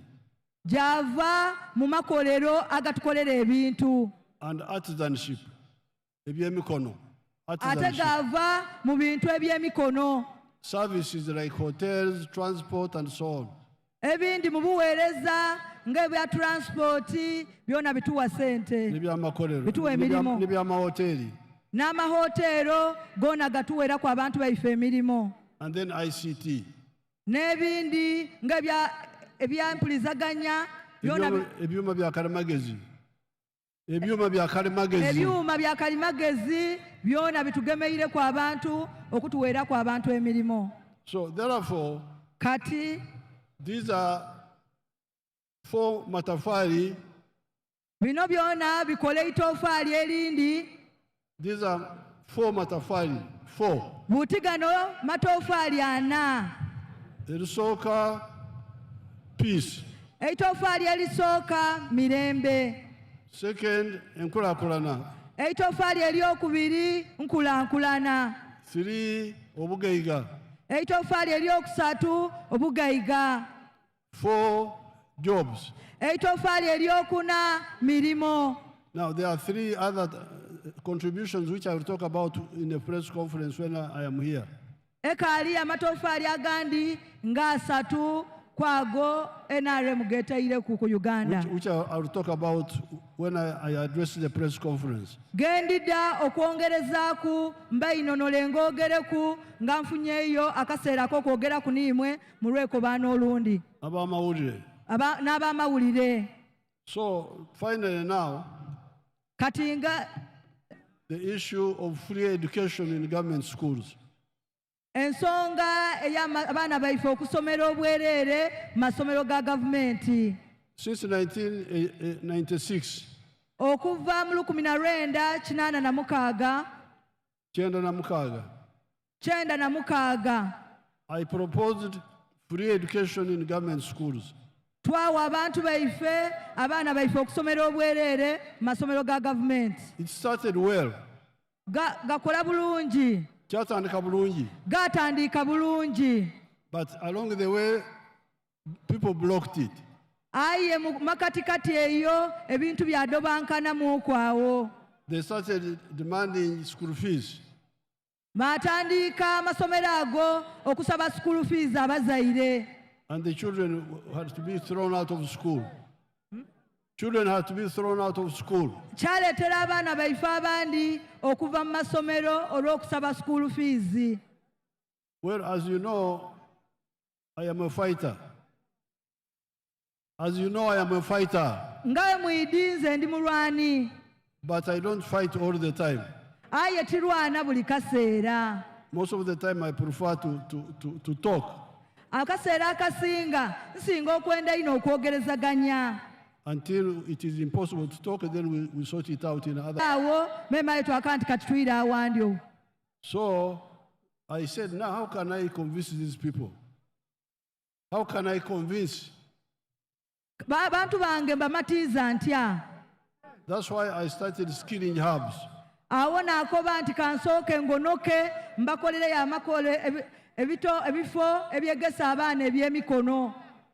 provide free education for them. Era tulina ebifo ebyegesa ebyemikono bisatu ebyobwere. So I don't know whether my graduates, some are here. Tidi oba abantu baife abandi abo bali ku wano abaganuirwa mu nsonga yaife y'okwega ebyemikono.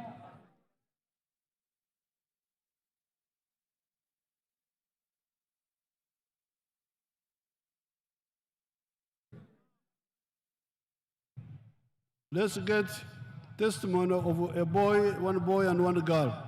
Katufune kubudulizi okuva ku bantu baife bano abafunamu abeze mu bintu ebyemikono NRM president yataawo.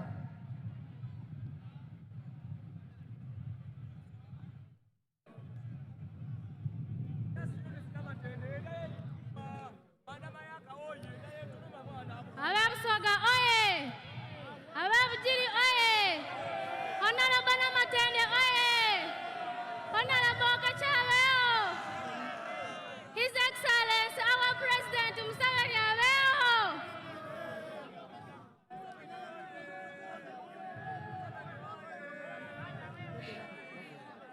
Neyanziza, His Excellency, Oweiwangaino, President, nze mwidukuluwo lyakamase okuviira mu Bugiri District, Bugiri Sub-County, Buduma Village, ndi wano okuwa obudulizi nga nize kwabo abali ku skilling eidinda enakabango. Era ntuuse okusima kuno yoli His Excellency nze ndi mwana wa buwala eyakuzibwa single mother ng'azira kyalina aye lwakuba yagezaaku n'asoma kupaka siniya yakuna. Omuzukulu ebintu bisatu wava ddi mu ssomero and why? What did you study at the hub and what are you doing now? Natuke bwe nali ndi mu kyalo eyo nga nzira kyona kyona gankomye olw'embeera eyali engemyeku omulanga gwa skilling we gaida. Why had you left school? Mama wange yali mwavu ng'azira sente dakunongezaayo. Naaba nga ndi ku kyalo gampweireyo nga nzira n'essuubi. Bwe navaawo akalenzi kanimbalimba kajja kampasa. Olwatuuka eyo embeera y'abambi irala nga ndi bubi nno. Bwe yamala okunzaalamu omwana yandekaawo yaba nga tanfaaku. Aye omulanga wa skilling we gwaida n'afuna akakisaako n'agenda Kabango n'asoma emyezi 6 era nakola bekare. Bwe navaayo emyezi 6 naira ewaka n'atateekanya n'atunda akabuzi kange ke nalina ku kalala. Wasoma ki?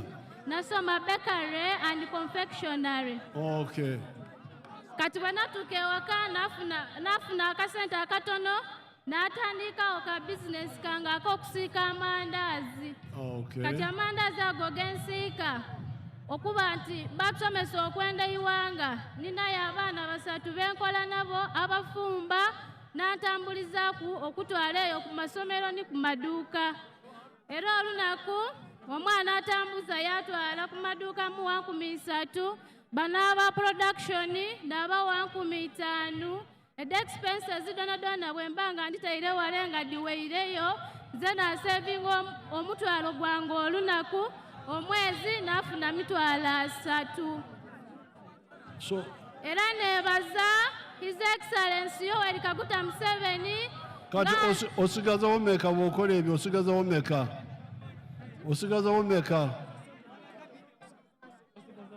Sigazawo 15,000. 15,000? Yes, His Excellency. Buli lunaku? Buli lunaku. Omuwala mugaiga 15,000. Era ndida wano okusima His Excellency nze Vice Chairperson wa Bugiri Industrial Hub. Era tusiime ino sente daife mitwalo bukaira 5 buli kusako. Era saawa dino wendogerera tuli mu training bali tusomesa engeri y'okufuna sente edo n'okozesa n'okudizaayo. Tweyanza ino tweyanziza era tujja kuwa akalulu. Muzeeyi abeewo! Kale.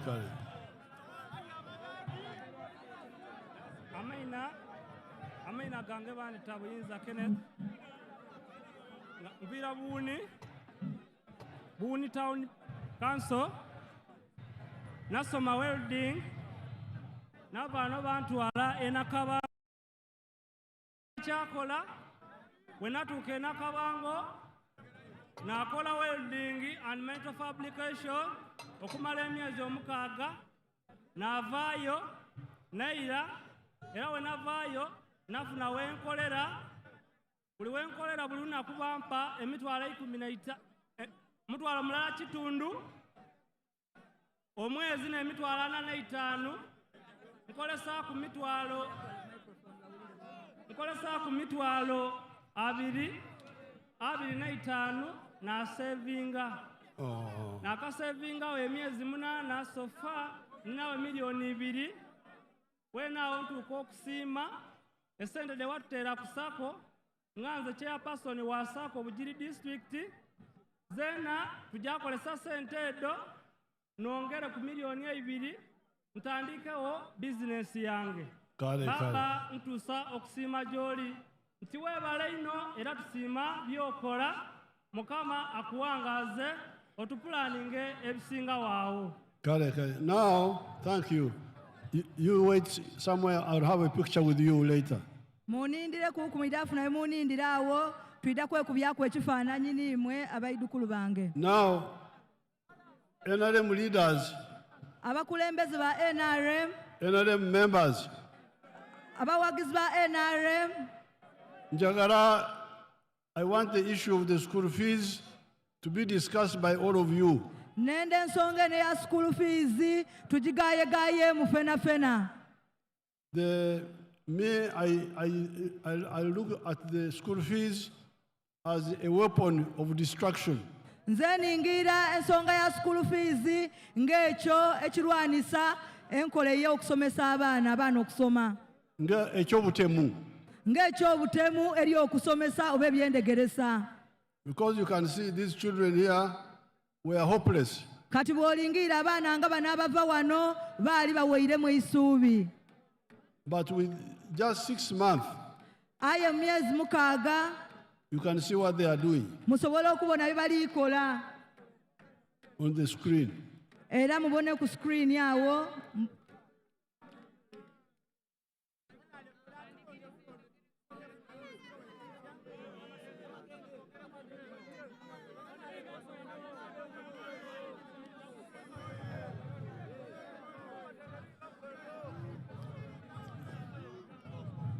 Now, some of those products kati ebyo byemubona bye bakola which they are making here, bye balikolera wano, we have been importing them from outside, byali nga biva kuliya ababireeta muno mu Uganda, from China, from India, from ebindi nga Dubai. bikolera mu China, ebindi eyo Buyindi. But now they are making them here. Aye ate buti baana baife babikolera muno mu Uganda. So this issue of school fees, kati ensonga eno ya school fees, I don't want to use force to push it. Tienda kozesa maani mangi okugisindiikiriza. I want consensus on the issue. Nenda okuyikirizaganya n'endogerezaganya eri fena. My opinion is that school fees are ekyobutemu eri obulamu bw'abaana. Nze okubona kwange ensonga ya school fees butemu bulamba eri ebyendegeresa mu baana baife aba Uganda. But I don't want to force, I want consensus. Aye tenda akozesa maani. NRM members, kati abantu baife aba NRM, when people ask you why are you supporting NRM, abantu bakubuuza eyo lwaki owagira NRM. Number 1, namba esooka, peace. Emirembe obutebenkevu. Number 2, namba ey'okubiri, enkulaakulana. Enkulaakulana eri wakati. Number 3, ey'okusatu, obugayiga. Obugayiga obw'okola sente. The NRM has shown us how to get out of poverty. Ngezizaako okubalaga engeri y'okwetoola mu bwavu. Has shown us and supported us. Tubweine ate twabawagira. Etuwabudde ate netuwagira. Tubawabwire ate twamala twabawagira. How to get out of poverty. Engeri y'okwetoola mu bwavu. And then jobs, how to create jobs. N'engeri ey'okutondawo emirimu. There are 3 other matafari. I'll talk about them in the press conference. Esigaireyo amatofaali gentogeireku 3 n'abasuubiza nti ndagoogera nga lambula mulungi yabikweka abazungu badema kubibona. Now when we came we discovered it. Kati ate ife we twayida twasobola okubigwaku twalondoola obugayiga obwo bw'amafuta. Next year it will start flowing. Era omwaka ogwo tujja kuba tandise okutoolayo ebyobugayiga bwaife ng'amafuta. Let's see the work. That one there is one of the wells. Ebyo muli kubona nedde ku dimu ku nsulo daife edijja ovaamu amafuta de tulitoolamu amafuta. In the background there, you see Lake Albert. In the background Yemuli kubona munuma awo. is Lake Albert. Eyo n'enanda Albert. Then this one here is one of the wells. This one is one of the wells. Ate eyo n'emu ku nsulo dhaife d'amafuta. So with that money, we shall be able to do things more easily than we have been in the past. Era nenda kubasuubiza nti n'edda esente demuli kubona tulina kusobola okukola ebintu ebindi bingi ino mu But Uganda. we shall do things bizarre, the ones which create more wealth. Tulina kusobola okukola ebintu ebinaayongera okutuwa obugayiga. Not the ones which for just okulya obuli.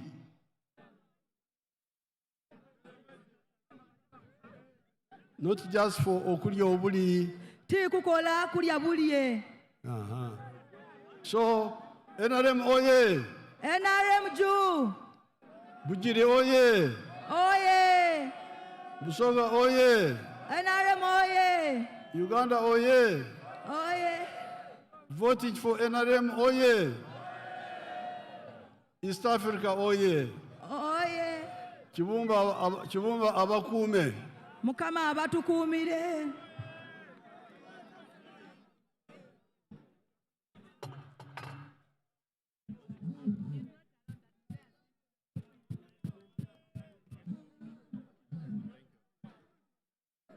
Thank you so much for this wonderful message, Your Excellency. We are now moving to hand over the flags to the flag bearers. I request that our flag bearers should move in front. Honorable Silwanyi Solomon for Bukole Central, Honorable Namatende,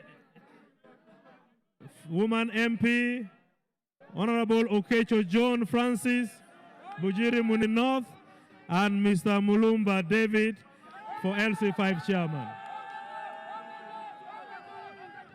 The campaign is for the flag bearers. We expect all of us to campaign and support the flag bearers.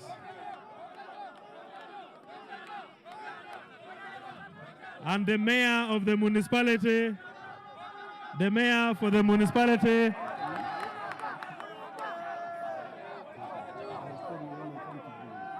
Honorable Solomon has received his flag. Thank you so much. Keep that flag high. Next is the woman member of parliament, Ms. Namatende, receiving her flag for Bugiri District Woman Member of Parliament. Thank you. Next is Honorable Okecho Joe for Bugiri Municipality. Okecho is receiving his flag. Thank you so much. Thank you. Next is Honorable Maganda George for Bukole North.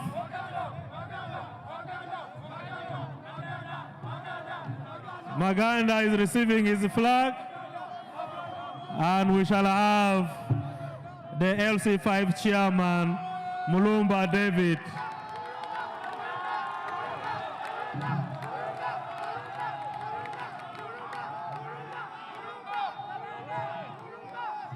After Mulumba, we shall have the mayor.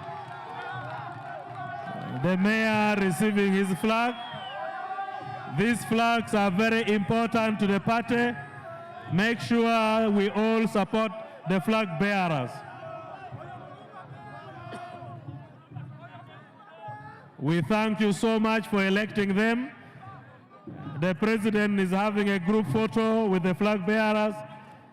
Thereafter, the president will have a photo with the graduates from the skilling centers, and we shall close our meeting by singing the anthems in reverse order.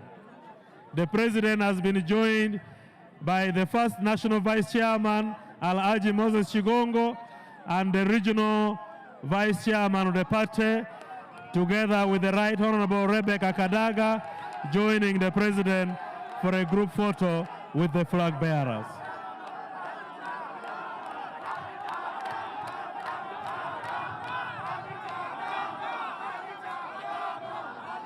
NRM oye!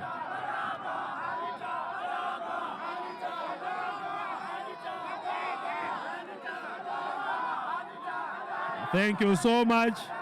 Her Excellency Dr. Speciosa Kazibwe is also joining the flag bearers and the President. We thank you so much. Thank you for this wonderful day. The flag should be put high and all of us should support the flag. NRM oye! NRM oye! Thank you so much. May we have the graduates from the Skilling Center as we prepare to sing the anthems in reverse order.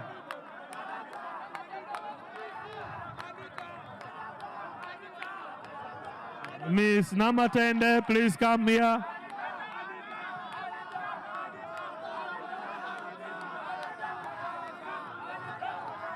The President is taking a photo with the graduates from the Skilling Center, and thereafter we shall sing the anthems in reverse order. The flag bearers are coming up here.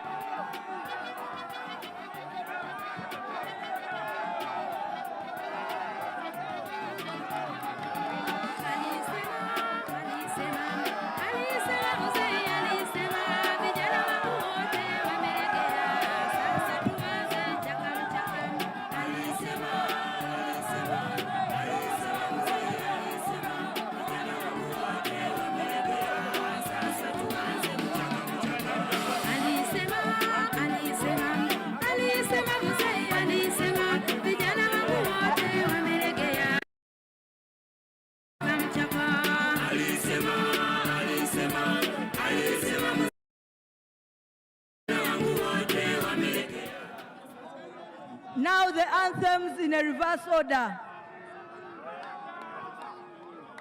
Tutaandika kusoma